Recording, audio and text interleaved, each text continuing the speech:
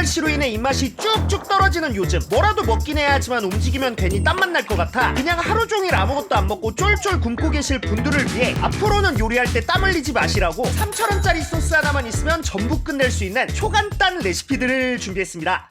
렛츠고! 자, 그래서 오늘 보여드릴 초간단 만능 소스라고 하면은 바로 이 메밀 소바장국으로 이게 쯔유의 상위호환 버전이라고 보시면 돼가지고 생각보다 활용할 수 있는 게 굉장히 많거든요. 그 중에서도 가장 쉽게 만들 수 있는 거라고 하면은 뭐니뭐니 해도 이 시원한 메밀 소바로 그냥 뒤에 나와 있는 조리법 그대로 물에다가 3:1 비율로 장국을 잘 희석시켜주고 나서 얼음까지 살짝 넣어주면은 육수는 끝! 이제 끓는 물에 이런 냉동 메밀면을 넣어 1분 정도 가볍게 한번 삶아주고 나서 찬물로 잘 헹궈준 뒤에 방금 전에 만들어놨던 육수에다가 메밀면이랑 김가루 살짝, 송송 썬 대파랑 와사비까지 넣어주기만 하면은 이렇게 시원한 메밀소바로 먹을 수가 있는데 짭조름하면서 감칠맛 있는 육수와 찰진 메밀면의 조합이 딱 그냥 가게에서 파는 느낌. 요즘처럼 날도 덥고 입맛 없을 때 진짜 간단하게 해먹기 좋은데 더울 때 이게 짱이야? 이 냉면이랑 다른 매력이 있어. 그리고 이거는 살짝 TMI이기는 하지만은 원래 소바라는 게 메밀면을 칭하는 말이래요. 사실 메밀이라고 부르는 거다. 진짜야? 진짜야. 이거 면 추가해서 먹어야겠다.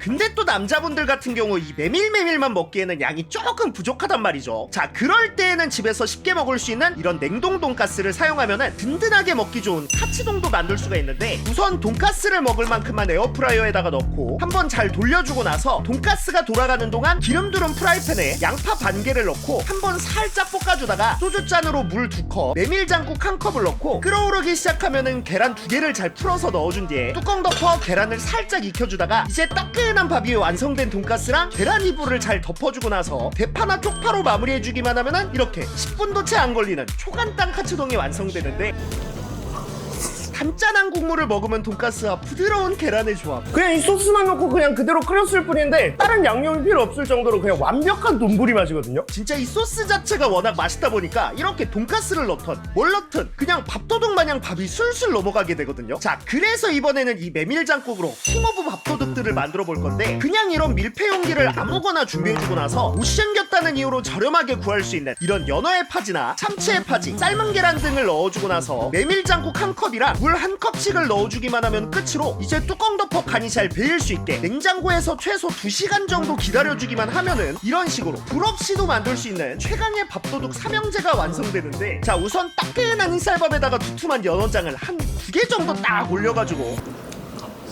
입안에서 흰쌀밥 사이로 단짠한 연어장이 사르륵 녹아내리는 게 진짜 잇몸으로만 먹을 수 있을 것 같은 느낌. 자, 그리고 이번엔 참치장을 밥 위에 딱 얹어가지고 확실히 연어보다는 지방이 적어서 그런가 좀 더 쫀득한 느낌? 이제 마지막으로 계란장까지 밥에다가 딱 올려서 먹어보면은 진짜 밥 비벼 먹고 싶어지는 맛인데 근데 같은 소스여가지고 맛 다 비슷한 거 아닌가라고 하겠지만은 왜 각자의 재료의 맛이 있잖아요. 그래가지고 다 다른 느낌입니다. 진짜 이 소스 하나만 있으면은 차가운 면 요리부터 따끈한 국물 요리 그리고 이런 식으로 절임 요리도 가능하고 심지어 볶음 요리까지도 가능한데 자, 그래서 이번에 해볼 거는 일본의 대표 볶음 요리라고 할 수 있는 쇼가야키로 우선 프라이팬에다가 돼지고기 앞다리살이나 대패 삼겹을 먹을 만큼 넣고 살짝 볶아주다가 소주잔 기준 소바장국 반컵이랑 물 1컵을 넣고 간이 잘 벨 수 있게 한번 잘 볶아주고 나서 고기가 거의 다 익었으면은 이제 간생강을 넣어주는데 참고로 이때 생강을 넣어주면 쇼가야키, 다진 마늘을 넣으면 불고기로 그냥 집에 있는 거 아무거나 넣어주시면 되고요.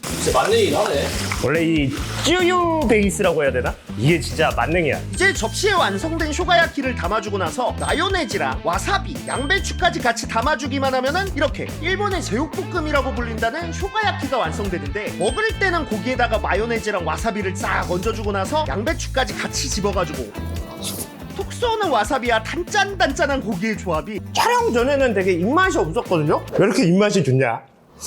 입안에서 적당하게 퍼지는 이 생강향이 없던 입맛도 만들어주는데 그리고 참고로 아까 생강 대신 마늘을 넣으면 불고기처럼 먹을 수 있다고 했잖아요. 근데 또 여기다가 고추장이나 고춧가루를 넣고 볶으면은 간단하게 제육볶음도 가능하니까 고기 요리할 때 한번 다양하게 활용해 보시기를 바라고요. 자, 근데 이 고기 요리 중에서 가장 간단한 거라고 하면은 바로 이 차슈로 우선 냄비에 물 1리터, 메밀장국 1컵을 넣고 이런 수육용 삼겹살을 넣고 나서 이제 고기의 간이 잘 벨 수 있게끔 1시간 정도 뭉근하게 끓여주면 식혀주면 되고요. 자, 이렇게 물이 절반 정도로 줄어들고 고기의 간이 충분히 잘 배어들었으면 불 끄고 나서 한 20분 정도 레스팅 시켜준 뒤에 고기를 먹기 좋게 잘라주기만 하면 되는데, 자른 거 보시면은 때깔 죽이죠. 단짠하고 보들보들한 고기가 입안에서 사르르륵 녹아내리는 게 만드는 거는 수육보다 간단하지만 훨씬 고급스러운 느낌. 자, 그리고 이렇게 만든 차슈 같은 경우 굳이 한 번에 다 먹을 필요 없이 뭐 랩핑이나 통에 소분해놨다가 나중에 밥 위에 올려가지고 차슈동으로 해먹어도 좋고, 아니면은 쉽게 구할 수 있는 이런 사리곰탕면을 사용해가지고 야매 이에케 라면을 만들어도 좋은데, 우선 라면은 그냥 평소처럼 끓여주고 나서 접시에 마요네즈 한 스푼이랑 노른자 한 개를 넣고 방금 차슈 끓였던 국물도 넣어 마요네즈가 덩어리지지 않게 최대한 잘 풀어준 다음 이제 완성된 사리곰탕면을 부어주고 나서 만들어놨던 차슈랑 다진 마늘도 살짝 올려주고 김도 있으면 같이 한쪽에 꽂아준 뒤에 아까 전에 담가놨던 계란장도 올려주고 마지막으로 베파오레이크를 뿌려주기만 하면은 이렇게 라면 덕후들이 환장하고 먹는다는 야매 이에케 라면이 완성되는데, 먹을 때는 차슈도 차슈지만 이 김을 살짝 이렇게 올려줘야 돼요. 녹진한 국물이 쫙 배어든 김과 부드러운 차슈의 조합이 진짜 사리곰탕이라고 부를 수 있는 존재가 아닙니다. 이 라면 좋아하시는 분들 이에케 라면 좋아하시잖아요. 한 70-80% 정도 비슷하다고 보시면 되거든요. 물론 면이 다르기는 하지만. 그래도 진짜 인스턴트 생각이 안 날 정도로 퀄리티가 굉장히 그럴듯하거든요. 그 중에서도 한몫하는 게 이 계란장. 빌더 지렸죠. 근데 이게 물론 맛있기는 하지만 솔직히 차슈까지 만들기 조금 귀찮다 하실 수도 있잖아요. 그럴 때는 이전 영상에서 소개해드렸던 야매돈코츠 라면도 있으니까 한번 보러 가주시면 정말 감사드리고요. 자, 그리고 이번 영상 시청해주신 분들에게도 진짜 감사하단 말씀 드리면서 오늘은 이만 마무리하도록 하겠습니다. 그럼